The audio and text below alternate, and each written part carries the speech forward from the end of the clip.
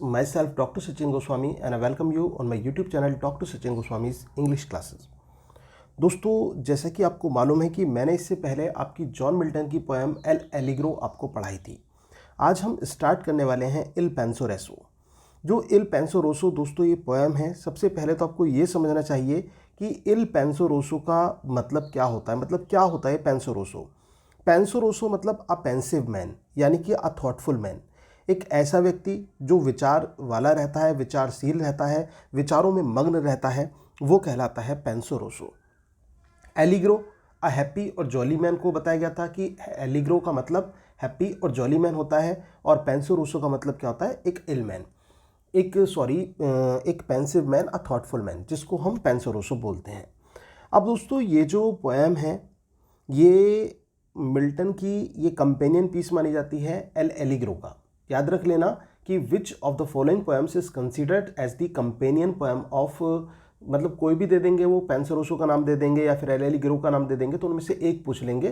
तो एलिग्रो का जो कंपेनियन है वो है पेंसो रोसो, कंपेनियन पार्ट है। और दोस्तों बिल्कुल ये मान के चलिए कि ये जो एल एलिग्रो आपने पढ़ी हो तो आपको मालूम होगा कि उसमें क्या किया गया था। उसमें वो गॉडेस मर्थ को, जो यूफ्रोसिन है, जो गॉडेस मर्थ है यानी कि खुशी की जो देवी है, उसका आह्वान करता है, उसको बुलाता है। और यहाँ पर बिल्कुल उसके अपोजिट देखा जाता है। यहाँ पर ये क्या करता है, जो मेलनकली है, जो गॉडेस मेलनकली है, उसको इनवाइट करता है, उसको आमंत्रित करता है अपने जीवन में। वो जो एक थॉटफुल मूड है वो लेकर आना चाहता है अपने जीवन में, वो शांति लेकर आना चाहता है और वो सैडनेस लेकर आना चाहता है अपने जीवन में, तो वो मेलनकली को यहाँ पर इनवाइट करता है। That is the basic difference between two poems. दोस्तों दोनों को जो कि कंपेनियन पोएम्स हैं, तो इनका अंतर भी साथ के साथ आप समझते हुए चलिए। और इसी तरह से जैसे कि वो जो पोएम थी उसमें उन्होंने बैकस को रिप्रेजेंट किया था, ठीक है ना। अब यहाँ पर क्या दिखाते हैं हम, यहाँ पर हम ये देखेंगे कि किस प्रकार से नाइटिंगेल का जो सॉन्ग है उसको एक सैडनेस के रूप में प्रेजेंट किया गया है, मतलब sweet and sad song of Nightingale, तो वो चीज़ यहाँ पर रिप्रेजेंट की गई है। तो और भी बहुत सारे रेफरेंसेस आपको देखने को मिलेंगे, साथ के साथ मैं उनका डिफरेंस भी आपको बताता हुआ चलूँगा, किससे, एल एलिग्रो से, कि क्या अंतर आता है। और दोस्तों अगर आपने एल एलिग्रो को ना पढ़ा हो उस पोएम को, तो 4 पार्ट्स में मैंने वो पोएम बनाई है। 4 पार्ट्स आपके जो है अवेलेबल है, आप उसको जो है उस लिंक पर जाकर एक एक पार्ट करके उसको पूरी ज़रूर सुने, तब आपको पेंसो रोसो को समझने में और आसानी होगी और अच्छा लगेगा। तो दोस्तों मैंने आपको ये तो बता ही दिया आपको कि इसमें ये जो पेंसो रोसो है, इल पेंसो रोसो है, ये इसका मीनिंग क्या है। पेंसो रोसो का मतलब अ थॉटफुल मैन है, और इसके साथ साथ इसमें एलिगोरिकली प्रेजेंटेशन बहुत ज़्यादा हमें देखने को मिलता है। और बिल्कुल एल एलिग्रो की तरह, एलिगरी प्रेजेंटेशन का मतलब होता है सिम्बॉलिकली प्रेजेंटेशन, जो सिंबल के रूप में प्रेजेंट हम करते हैं चीज़ों को, वो एल एलिगरी, वो एलिगरिकल प्रेजेंटेशन कहलाता है। और इसके अलावा जो रेफरेंसेस हैं, references drive from the French, ठीक है ना, फ्रांस से जो रेफरेंसेस हैं, ग्रीक सोर्सेज से जो रेफरेंसेस हैं, वो भी हमें यहाँ पर देखने को मिलेंगे पेंसो रोसो में। दोस्तों सबसे जो स्टार्टिंग की जो 10 लाइन्स हैं वो एज ए प्रिल्यूड प्रेजेंट की गई हैं मिल्टन के द्वारा, जिसमें वो क्या करता है, इन्वोकेशन ऑफ मेलनकली, वो मेलनकली की इन्वोकेशन कर रहा है और अपनी लाइफ से किसको डिसमिस करना चाहता है, अपनी लाइफ से डिसमिस कर देना चाहता है मर्थ को। जो खुशी होती है उसको वो अपनी लाइफ से बिल्कुल निकाल देना चाहता है। और क्या कहता है वो, सुनिए, हैंस वेन डिल्यूडिंग जॉयस। वो क्या बोलता है, वो ये कहता है कि गॉडेस मर्थ, तुम्हारा जो गीत है ना, जो तुम्हारा गीत है वो कैसा है, वेन डिल्यूडिंग जॉयस, वो व्यर्थ है। तुम्हारा जो गीत है वो व्यर्थ है, क्योंकि जो तुम आनंद के माध्यम से मोहित करती हो ना लोगों को, वो बिल्कुल वेन सॉन्ग है तुम्हारा। और किस प्रकार से, the brood of folly without father bred, how little you bested. और वो ये कहता है कि the brood of folly without fathers bred, जो बिना नस्ल का मुर्गा होता है, जो बिना नस्ल का मुर्गा होता है, उसको जन्म देता है तुम्हारा आनंद। मतलब जो कंपैरिजन देखिए, कितना ब्यूटीफुल कंपैरिजन यहाँ पर किया गया, the brood of folly without father bred, मतलब बिना नस्ल के मुर्गे को जन्म देता है तुम्हारा आनंद जो है। ये क्रिटिकली एक क्रिटिसाइज किया है यहाँ पर मिल्टन ने, और किसका रेफरेंस देके दोस्तों? मुर्गे का रेफरेंस देके। हाउ लिटिल यू बेस्टेड और fill the fixed mind with all your toys. और वो क्या कहती है कि तुम अपने छोटे मोटे साधनों से, ऑल योर टॉयज मतलब जो तुम्हारे जो साधन होते हैं उनसे क्या करती हो? जो फिक्स्ड विचारों वाले लोग होते हैं, जिनके जो टेम्परामेंट्स है, जिनकी जो फीलिंग्स है, जिनकी जो थॉट्स हैं वो बिल्कुल फिक्स होते हैं, ठीक है, और बस तुम उनके ही हेल्प कर सकती हो अपने इस आनंद से। हाउ लिटिल यू बेस्टेड मतलब थोड़ी सी उनकी ही मदद कर सकती हो। और fill the fixed mind with all your toys, जो फिक्स्ड माइंड वाले लोग होते हैं ना, उनको अपने आनंद से तुम उन्हें ही भर सकती हो, मतलब उनको ही, उनके माइंड को ही तुम कैप्चर कर सकती हो। Dwell in some idle brain, और वो लोग किस रूप में रहते हैं? वो आइडल ब्रेन जो रहते हैं, जिनके खाली दिमाग होते हैं ना, जो बिल्कुल आइडल होते हैं, उनके पास ही तुम जा सकती हो। किसको कह रहा है दोस्तों? वो गॉडेस ऑफ मर्थ को कह रहा है, यानी कि यूफ्रोसिन को यहाँ पर वो बोल रहा है कि हे गॉडेस ऑफ मर्थ, तुम मेरी जिंदगी में तुम्हारी कोई जगह नहीं है। जो निठल्ले लोग होते हैं, जो खाली दिमाग वाले लोग होते हैं, या फिर फिक्स्ड विचारों वाले लोग होते हैं, केवल और केवल तुम उनके पास जाओ और उनके पास ही तुम रहती हो। And fancies found with gaudy shapes possesses a thick as numberless as the gay motes that people the sunbeams और likest hovering dreams the fickle pensioners of Morpheus trains. वो यहाँ पर वो क्या कहता है, जो मिल्टन है, मिल्टन ने ये कहा है कि पहले तो वो ये कहता है कि जो खाली दिमाग वाले लोग हैं उनके पास तुम रहते हो, और तुम्हारी जो फैंसी है, कहने का मतलब तुम्हारा जो एक अट्रैक्शन होता है, वो केवल और केवल उन्हीं लोगों को तुम एक सपना दिखा सकती हो, ठीक है ना, उन्हीं लोगों को सपना दिखा सकती हो, उन्हीं लोगों को रिप्रेजेंट कर सकती हो, जो कि कैसे होते हैं? जो कि खोखले होते हैं। खोखले लोगों को ही तुम अपने, मतलब अपने कैप्चर में ले सकती हो। जिनका मोटी बुद्धि वाले लोग जो होते हैं उनकी बात यहां पर की जा रही है। गाउडी शेप से possesses a thick and numberless as the gay motes the people sunbeams or likest hovering dreams। वो लोग जो केवल और केवल क्या पसंद करते हैं? सूर्य की रोशनी में बैठा पसंद करते हैं, या फिर इसके अलावा स्वप्नों में खो जाना पसंद करते हैं। ऐसे लोगों को तुम अपना गुलाम बना सकती हो। The fickle pensioners of Morpheus strains. और वो उसके बाद क्या क्या वो कहता है? मिल्टन ये कहता है कि जो लोग मॉर्फिम्स के चक्कर में आ जाते हैं, मॉर्फिम्स के इधर उधर घूमते हैं, फिकल पेंशनर्स ऑफ मॉर्फियम स्ट्रीम्स, तो जो मॉर्फिम वाली ट्रेन का हिस्सा होते हैं। अब दोस्तों ये मॉर्फिम को समझना आपको ज़रूरी है। ये मॉर्फिम कौन है? मॉर्फिम बोलते हैं गॉड ऑफ ड्रीम्स को। जो स्वप्न का जो देवता होता है दोस्तों, वो क्या कहलाता है? उसको मॉर्फिम बोला जाता है। और पेंशनर्स यहाँ पर क्या है? पेंशनर्स मतलब फॉलोवर्स, अटेंडेंट्स जो होते हैं उसको फॉलो करने वाले। किसको फॉलो करने वाले दोस्तों? ये मॉर्फिम्स को फॉलो करने वालों की बात की गई है। वो लोग जो मॉर्फिम्स को फॉलो करते हैं, केवल और केवल तुम उनको छल सकती हो, उनको अपना दास बना सकती हो। तो यहाँ पर ये बात कही गई है, और किसको लेकर कही है दोस्तों? ये बात जो कही गई है ये उन लोगों को लेकर कही है जो गॉडेस ऑफ मर्थ को फॉलो करते हैं, उनके बारे में यहाँ पर कहा गया है। तो दोस्तों ये थी स्टार्टिंग की 10 लाइंस। इनको आप एक बार समझने की कोशिश करें। मैं आपको बता देता हूँ दोस्तों इसमें वो क्या कहता है। इसमें मिल्टन ने ये कहा है कि गॉडेस मर्थ को वो अपने जीवन से निकाल देना चाहता है और मेलनकली को बुलाता है। वो ये कहता है कि तुम्हारा जो गीत है, जो गॉडेस ऑफ मर्थ से कहता है तुम्हारा जो गीत है वो आनंद देने वाला व्यर्थ गीत होता है। केवल उससे क्या होता है, जो बिना नस्ल के जो मुर्गे होते हैं उनको जन्म देता है। और इसके साथ साथ वो कहता है कि छोटे मोटे काम होते हैं कुछ लोगों के जिनमें तुम मदद कर सकती हो। जो व्यक्ति फिक्स्ड विचारों वाले होते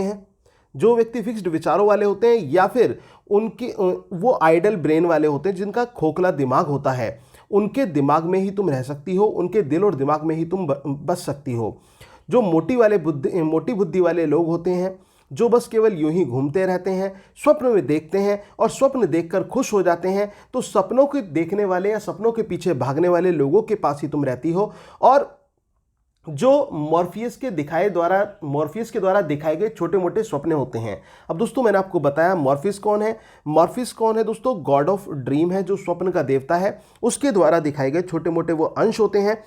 और इसके बीच में वो लोग उन स्वप्न के पीछे पागल हो जाते हैं और उसमें ही वो अपनी ज़िंदगी को व्यर्थ कर लेते हैं। तो मेरी ज़िंदगी में तुम्हारी कोई जगह नहीं है। तो गॉडेस ऑफ मर्थ, मैं तुम्हें अपनी ज़िंदगी से अलग कर देना चाहता हूं दोस्तों, बिल्कुल उसी तरह से जैसे वो मेलनकली को अलग करता है एल एलिग्रो में, यहां पर वो किसको अलग कर रहा है, मिल्टन जो है यहां पर गॉडेस ऑफ मर्थ को अपनी जीवन से दूर भेज रहा है। उम्मीद है कि आपको जो ये प्रील्यूड पार्ट है 10 लाइन्स का, ये क्लियर हो गया होगा। अब इसके बाद दोस्तों फिर हम आगे बढ़ते हैं। जो आगे की आप 6 लाइन्स देखेंगे तो इसमें क्या होता है दोस्तों, इसमें वो मेलनकली को इन्वोक करेगा।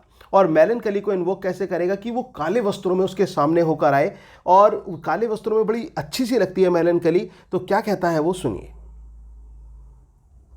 हेल डिविनियस्ट मेलनकली, हे दैविक मेलनकली। दैविक मेलनकली मतलब जो डिवाइन क्वालिटी है मेलनकली में दोस्तों, वो मेलनकली में क्या बता रहा है, डिवाइन क्वालिटी यानी कि दैविक गुण है मेलनकली के अंदर। तो हे दैविक मेलनकली यानी कि हे दुख की देवी, whose saintly visage is too bright, जिसका जो सेंटली विशेष है, सेंटली विशेष मतलब साधु जैसी झलक ऐसी लगती है जो मेलनकली है, जैसे कि मानो कोई शांत स्वभाव वाला साधु आ रहा हो, तो साधु जैसी वो ब्राइट दिखाई पड़ती है। वो चमक उस मेलनकली के अंदर दिखाई पड़ती है, संतों की तरह ब्राइट होती है, जो कि इंसान को प्रभावित करती है। To hit the sense of human sight, जो मानव के दृश्य को, मानव को प्रभावित करने वाली होती है मेलनकली, ऐसी तुम दिखाई पड़ती हो हे मेलनकली।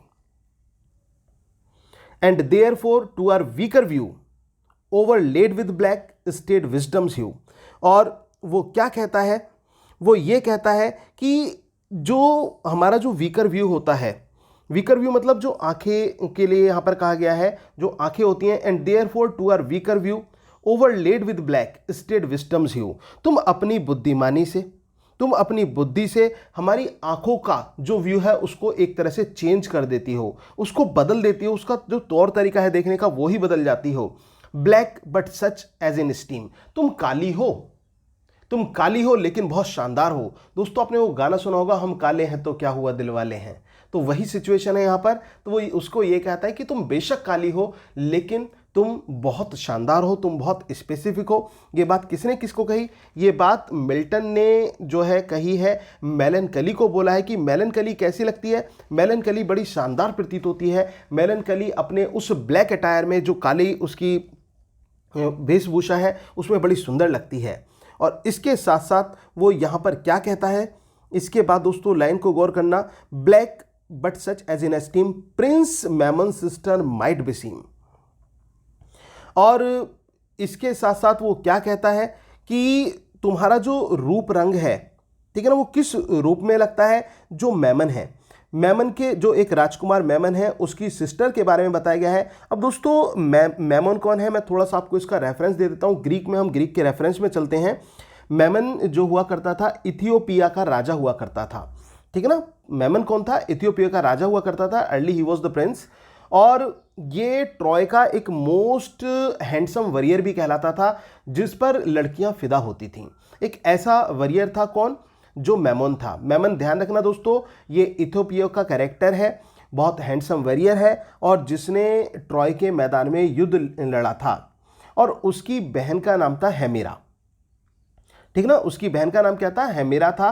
तो वो मेडाइवल का उसमें रेफरेंस है। And she was full of beauty, और वो कैसी भरी हुई थी, वो पूर्ण रूप से उससे भरी हुई थी, मतलब एक सौंदर्यता से परिपूर्ण थी। तो यहाँ पर उसी मेमन का जिक्र दिया हुआ है, Prince Memon sister might be seen, कि तुम्हारा तो रूप जो है ना इस प्रकार का है, जैसे कि किसका रूप होता है, जैसे कि प्रिंस मेमन की सिस्टर का रूप है, और उससे भी कहीं बढ़कर तुम सुंदर लगती हो।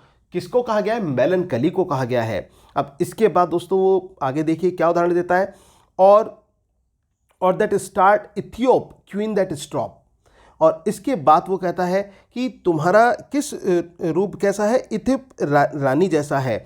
अब दोस्तों ये इथियोप कौन है, ये इथियोप भी एक महारानी का नाम है, एक रानी का नाम है।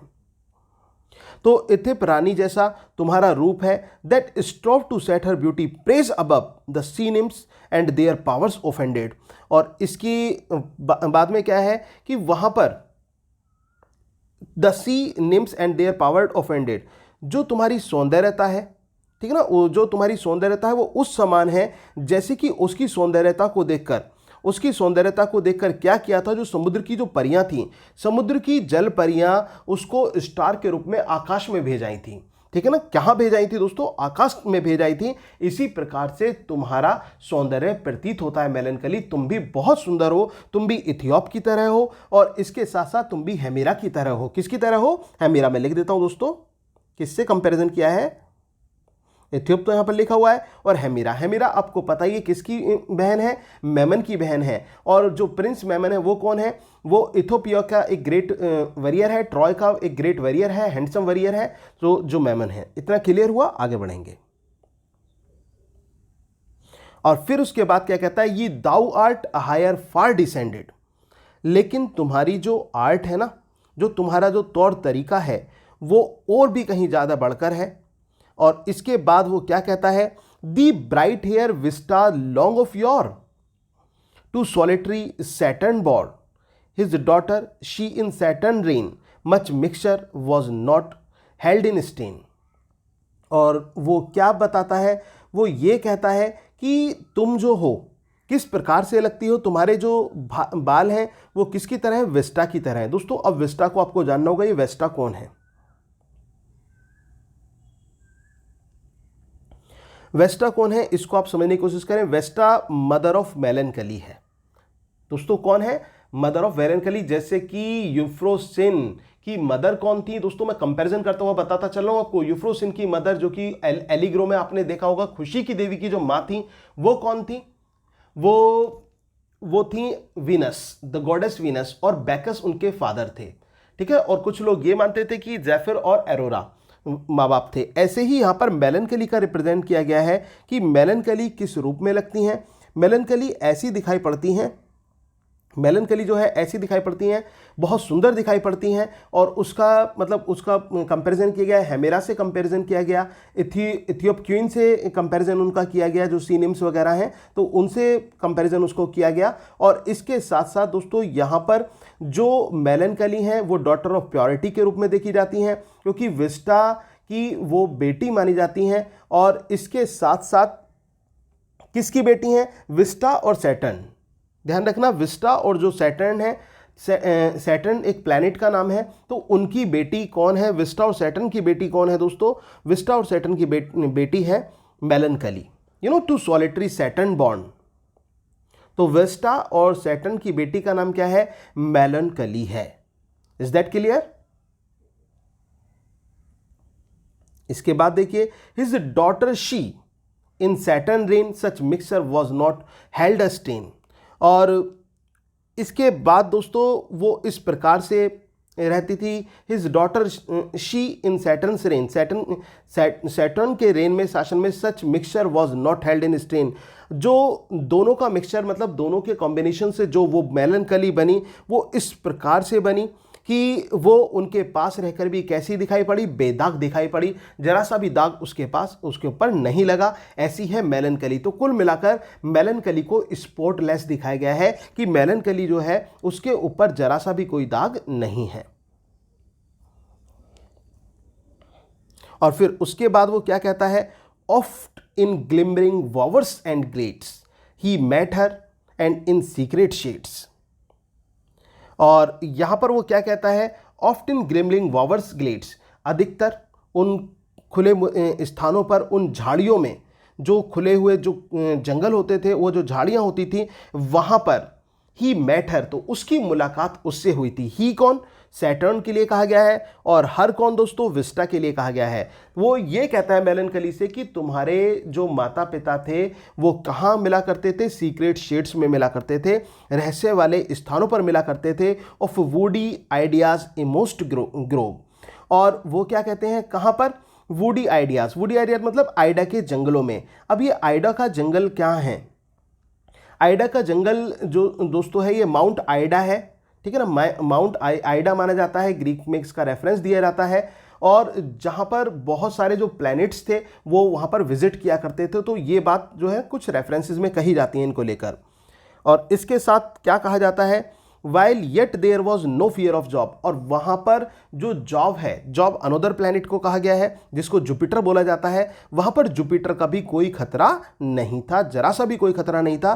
तो वहाँ पर जाकर तुम्हारे जो माता पिता थे वो अक्सर मिला करते थे।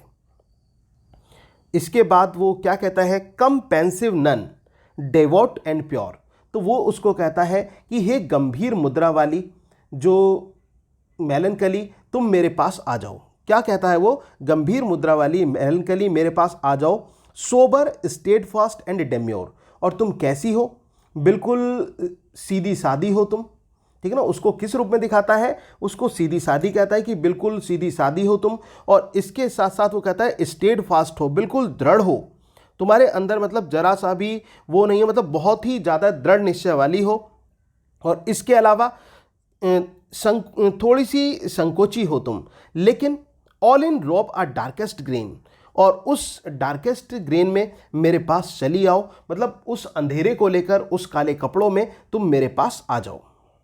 वो किसको बुला रहा है दोस्तों, यहां पर वो बुला रहा है मेलनकली को बुला रहा है, अपने पास बुला रहा है, जैसे कि वो अपनी विंडो पर गॉडेस मर्थ को बुला रहा था एल एलिग्रो में, यहां पर वो मेलनकली को बुलाता हुआ प्रतीत होता है। Flowing with majestic train and sable stole of cypress lawn, और वो क्या कहता है कि अपनी उस मैजेस्टिक ट्रेन को लेकर आओ, ठीक है ना, जो तुम्हारे अंदर ये सारी चीज़ें समाई हैं, और वो ये कहता है कि तुम अपने अंदर जो है ना उस मैजेस्टिक ट्रेन को लेकर आओ, and sable stole of सिप्रेस lawn, और किस रूप में तुम्हें आना है, वो उसको ये कहता है कि अपने शाही अंदाज में तुम्हें आना है, तुम जैसी इतनी खूबसूरत हो उस शाही अंदाज में ही तुम्हें आना है। Over the decent shoulders drawn, और जब तुम उस रूप में आओ, अपने सेबल स्टोल में आओ। सेबल स्टोल दोस्तों जैसे कि मैंने आपको बताया कि जो ब्लैक स्टोल होता है उसको कहा जाता है कि काला सा एक काला स्टोल पहनकर आना, जैसे कि मेंटल क्लॉक हुआ करते थे पुराने समय में, आपने देखा होगा कि वो पीछे की तरफ से इतने लंबे ऐसे लटके हुए होते थे जो फर्श से टच होकर चलते थे, तो वो तुम्हारे शोल्डर से जो तुम्हारा स्टोल है वो गिरता हुआ प्रतीत होता है, ठीक है ना, वो गिरता हुआ प्रतीत होता है। तो तुम्हें आना है उस स्टाइल में आना है, अपने शाही अंदाज में आना है। और इसके अलावा वो क्या कहता है, come but keep wonted state with even step and musing gait, और जब तुम आओ तो किस प्रकार से आओ, इस प्रकार से आओ जैसे कि बिल्कुल एक शांति हो, जैसे कि उस समय बिल्कुल एक मतलब एक चुप्पी सी आकाश में हो, सब जगह बिल्कुल शांति हो, एंड लुक कॉमर्सिंग विद स्काइज, और ऐसे लग रहा हो कि जो बादल हैं वो किससे बातें कर रहे हो, वो आसमान से बातें कर रहे हो, ठीक है ना। जो बादल हैं उस समय जब तुम आओगी तो बादल कैसे लगेंगे, जैसे कि आसमान से बातें कर रहे हो। दाई रेप्ड साउल सिटिंग इन दाइन आइज, और उस समय तुम्हारी आंखें जो हैं वो तुम्हारे विचारों को प्रस्तुत कर रही हो। There held in holy passions still, और उसमें जो होली पैशन है वो उसमें समाया हुआ हो, ऐसी तुम लगनी चाहिए जब तुम मेरे पास आओ।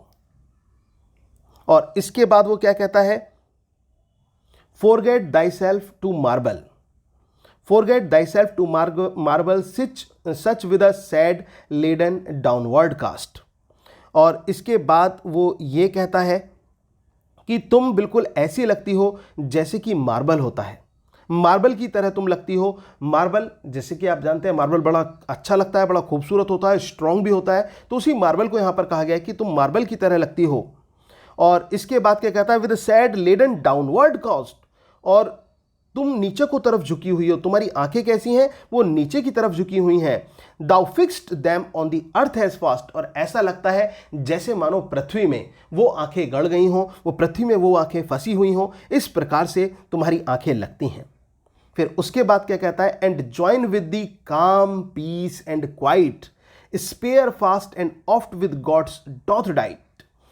एक काम करना, जब तुम आओ तो अपने साथ किसे लेकर आना, वो यहां पर कहता है कि अपने साथ पीस को लेकर आना, अपने साथ क्वाइट को लेकर आना, ठीक है ना, जो कि आप क्या करते हैं, जो गॉड के साथ, वो ये कहता है जो कि गॉड के साथ डाइट पर हैं, काम पीस और क्वाइट जो हैं, उन सभी को तुम्हें लेकर आना है, ठीक है ना, उन सभी को तुम्हें लेकर आना है। and hear the muses innering. A round about Job's altar sing.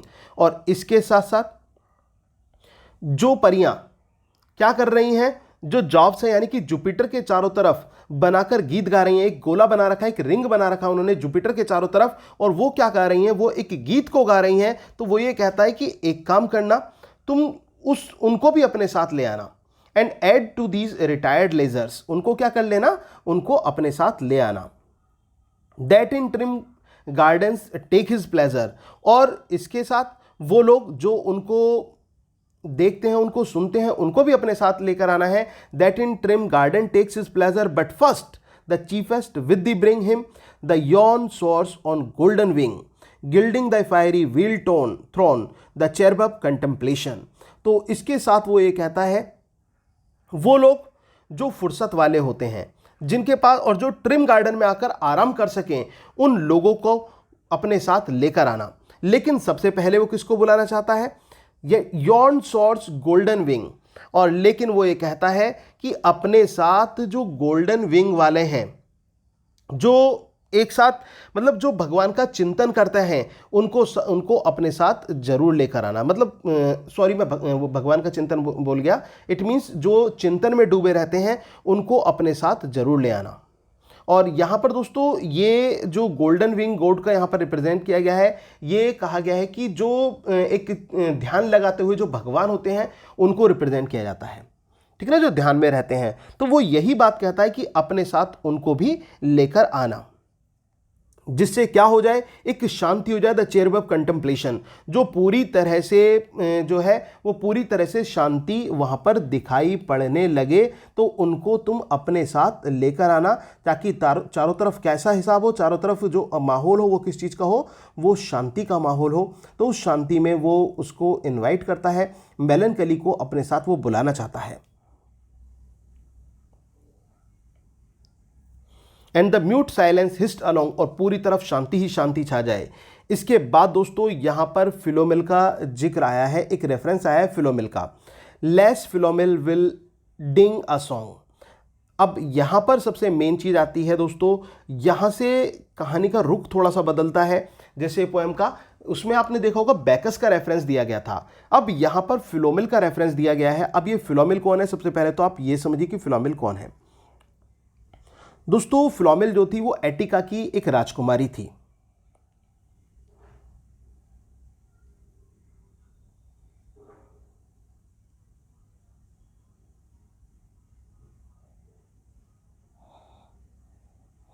Princess of Etica, याद रख लेना दोस्तों, प्रिंसेस ऑफ एटिका कौन थी, ये प्रिंसेस फिलोमिला कौन थी, फिलोमिला जो थी वो प्रिंसेस ऑफ एटिका थी, एटिका की राजकुमारी थी।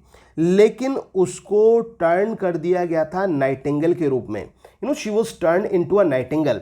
किसको टर्न किया गया था, फिलोमिल को टर्न किया गया था, नाइटिंगेल के रूप में बदल दिया गया था। और किससे बचने के लिए, अपने ब्रदर इन लॉ से बचने के लिए उसको टर्न कर दिया गया था नाइटिंगेल के रूप में। ग्रीक रेफरेंस स्टोरी है दोस्तों, तो ये वही फिलोमिला का जिक्र है। लेकिन यहां पर जो फिलोमिला है वो नाइटिंगेल के रूप में आप उसको समझेंगे, लेकिन मैंने आपको रेफरेंस भी दे दिया कि फिलोमिला कौन है, किस तरह से है। लेस फिलोमिल विल डिंग a song in her sweetest saddest flight, और यहां पर यह बताया गया है कि अपनी सैडेस्ट और स्वीटेस्ट फ्लाई में बहुत मधुर लेकिन जो सैड सॉन्ग है वो गीत गाएगी कौन, फिलोमिल।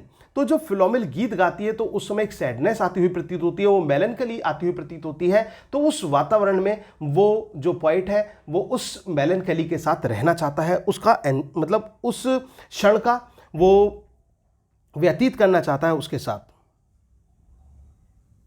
स्मूथिंग, इसके बाद क्या कहा गया है, smoothing the rugged brow of night while Cynthia checks her dragon yoke. और इसके साथ साथ वो इतना स्वीट जो लोग मतलब उसका जो गीत होता है, और इसी बीच में जो सिंथिया है दोस्तों, अब ये सिंथिया कौन है, सिंथिया कौन है इसको आप समझने की कोशिश करें। सिंथिया है गॉडेस ऑफ मून। ये जो रेफरेंसेस आ रहे हैं दोस्तों इनको नोट कर लिया करें, ये बहुत इंपॉर्टेंट है आपके लिए, एग्जाम में पूछे जा सकते हैं। तो जो सिंथिया है वो किस रूप में रिप्रेजेंट की गई है, goddess of moon. Goddess of moon है सिंथिया। तो जो गॉडेस ऑफ मून है जब वो आ रही होती हैं तो उन्होंने क्या कर दिया था, उन्होंने अपने जो रथ था, अपना जो जिस सवारी पे वो आ रही थी उसको रोक दिया था। उसको रोक दिया था, किस चीज़ के लिए रोक दिया था? नाइटिंगेल के सॉन्ग को सुनने के लिए रोक दिया था। इतना सुंदर वो नाइटिंगेल गाती है। और जब वो नाइटिंगेल गाती है तो वो किस जगह, मतलब जो सिंथिया ने अपने आप को ठहराया था, जिस जगह वो रुकी थी, वो जगह कौन सी थी? Gently over the accustomed oak. जो ओक का एक विशाल पेड़ था, उसकी छाया के नीचे सिंथिया ने खुद को रोका था वहां पर। Sweet bird that shunnest the noisy of folly, most musical most melancholy. जो नाइटिंगेल का जो स्वीट बर्ड है, स्वीट सॉन्ग है, वो फोली पीपल के लिए नहीं है। मतलब ऐसे लोग जो उधेड़ बुन में लगे रहते हैं, जो अवगुण वाले होते हैं और कुल मिलाकर वो सांसारिक कार्यों में लीन रहते हैं, उनके लिए वो जो गीत नहीं है, नॉइजी पीपल के लिए गीत नहीं है। जो नॉइज ऑफ फोली में रहते हैं उनके लिए ये गीत नाइटिंगेल का नहीं है। ये जो सैडनेस वाला सॉन्ग है ना, जो मेलनकली प्रेजेंट करता है, ये तो उन लोगों के लिए है जिनके पास समय है और जो वास्तव में उस वेदना को, उस शांति को अपने पास बुलाना चाहते हैं, उस विचार को अपने पास बुलाना चाहते हैं। मोस्ट म्यूजिकल मोस्ट मेलनकली बहुत ही ज़्यादा संगीतात्मक है और इसके अलावा मोस्ट मेलनकली पूरा ये दर्द से भरा हुआ है। दी चाउंट्रेस ऑफ दी वुडम अमंग, तुम क्या हो, तुम मोहने वाली हो, मंत्र मुग्ध कर देने वाली हो, और मैं तुम्हारे गीतों की तलाश करता हूं इन जंगलों में। तो हे मेलनकली, मुझे उस नाइटिंगेल के जो सैड सॉन्ग है उसको सुनने का मौका प्रदान करो, जो कि पूरा दर्द से भरा हुआ है।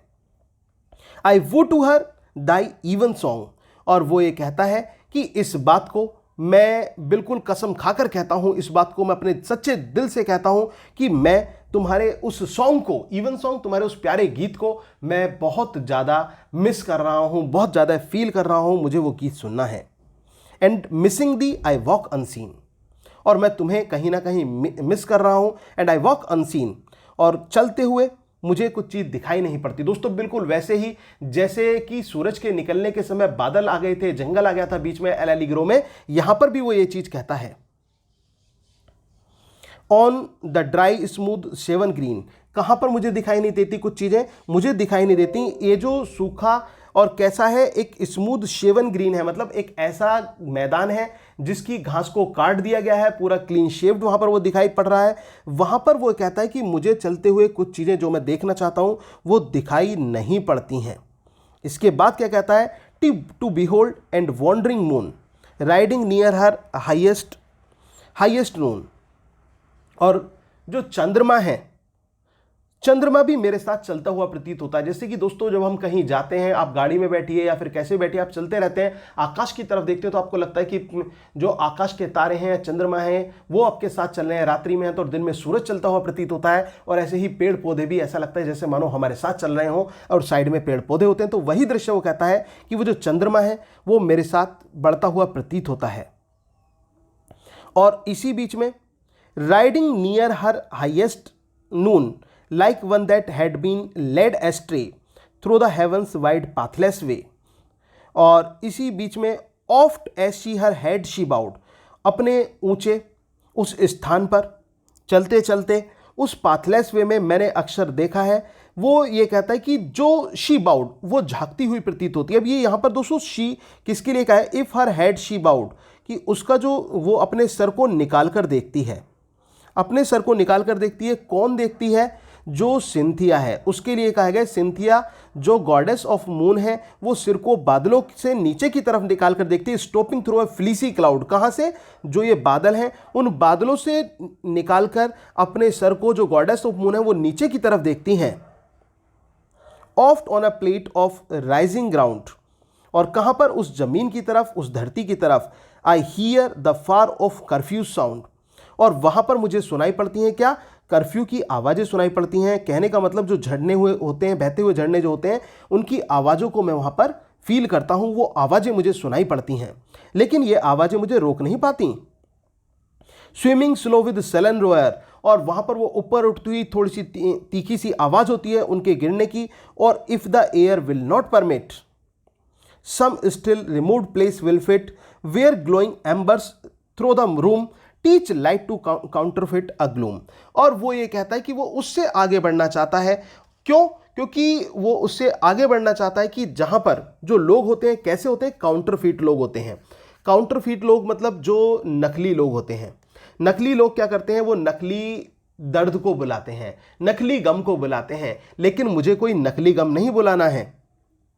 वो किसी नकली गम को नहीं बुलाना चाहता है और वो ये कहता है कि मुझे कुछ ऐसे स्थान पर नहीं जाना है, some still removed place will fit where glowing embers through the room teach light to counterfeit a gloom. कि कुछ लोग क्या करते हैं, अपने कमरे से वो एक कमरे के अंदर ही एक नकली दर्द में रहना चाहते हैं। वो ऐसा दर्द नहीं प्राप्त करना चाहता, इस दर्द को नहीं चाहिए उसको। तो क्या चाहिए उसको? तो हर्थ को जो गॉडेस ऑफ जो गॉडेस ऑफ मेलनकली है उसको बुलाना है, उसको बुलाना है और एक ऐसी जगह उसको बुलाना है जहां पर कोई ना आ सके। ठीक है ना, जहां पर कोई ना आ सके उस स्थान पर वो किसको बुलाना चाहता है दोस्तों?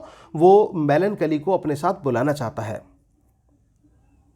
Far from all resorts of मर्थ save the cricket on the अर्थ। ऐसे बिल्कुल उस तरह से जैसे कि आपने क्रिकेट के बारे में सुना होगा दोस्तों, जो झींगुर होते हैं, झींगुर क्या करते हैं, झींगुर जब अधिकतर शिकार बन जाते हैं वो मर जाते हैं कुछ झींगुर, लेकिन जो बचते हैं अग्नि के सामने तो वो क्या करते हैं, वो अपने आप को छुपा लेते हैं और कहीं ना कहीं किसी हर्थ में, अंगीठी में, किसी चिमनी में अपने आप को छुपा कर रख लेते हैं।